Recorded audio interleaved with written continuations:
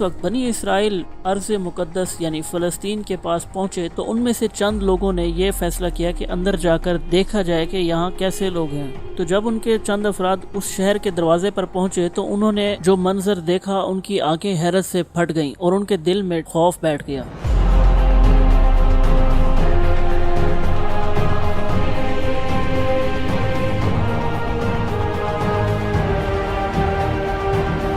انہوں نے اندر دیکھا کہ وہاں 50 فٹ بلکہ اس سے بھی زیادہ لمبے انسان موجود تھے۔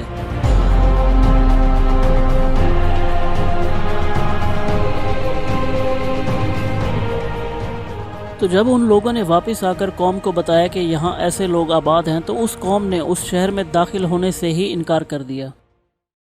اور گزشتہ آیات اسی واقعے کی طرف اشارہ کر رہی ہیں۔